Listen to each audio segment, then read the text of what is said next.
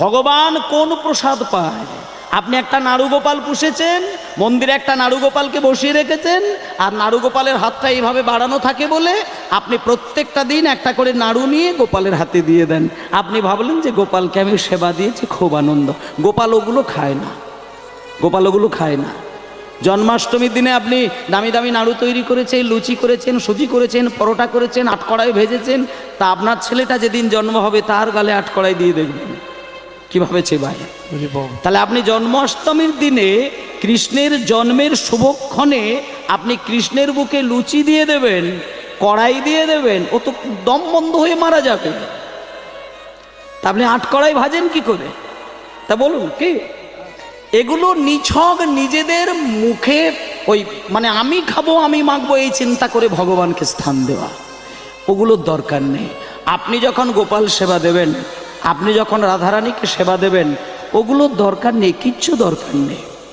একটা জিনিস ভগবান খেতে, পেতে, চাইতে, দেখতে খুব ভালোবাসেন।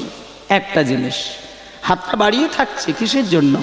আপনি যদি গোপালের দিকে তাকিয়ে থাকেন, একভাবে দেখবেন গোপাল আপনার দিকে তাকিয়ে রয়েছে।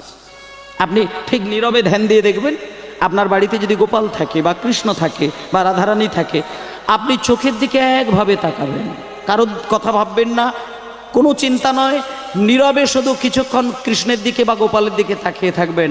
হঠাৎ আপনি বুঝতে পারবেন ওই গোপাল আপনার চোখের দিকে তাকিয়ে আছে। আর যখন গোপাল আপনার চোখের দিকে তাকিয়ে থাকবে, মহাপ্রভু যখন আপনার চোখের দিকে একভাবে তাকিয়ে থাকবে, আপনাকে বুঝতে হবে যে ভগবান কিন্তু ভক্তের নয়নের দিকে একভাবে নয়ন দিয়ে থাকে।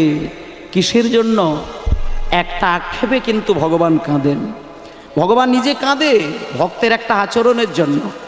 শুধু মাঝে মধ্যে ভগবান কেঁদে কেঁদে বুক ভাসায় যে ভক্ত আমাকে সারাটা জীবন সেবা দিয়ে গেল, সারা জীবন ডেকে গেল, ভক্ত আমাকে সারাটা জীবন ধরে গয়নাগাটি পরিয়ে গেল, কিন্তু কোনোদিন আমার সামনে বসে আমার নাম ধরে এক ফোঁটা নয়নের জল আমার দু চরণে ফেলতে পারল। হরি বল, হরি বল। আর যে ব্যক্তি ভগবানকে সেবা দিতে দিতে চোখ থেকে অশ্রু বিগলিত হতে চায় না, আমি বলে দিই সে কোনো দিন গোপালের কৃপা লাভ করতে পারে না। গৌর প্রেমানন্দে হরি বল। আর যে কাঁদতে জানে তাকে কোথাও যেতে হয় না, সে তার নিজের বেডরুমে বসে বসে কাঁদবে, ভগবান সে নিজে আপনার বেডরুমে এসে কৃপাটাকে বাড়িয়ে দেবে।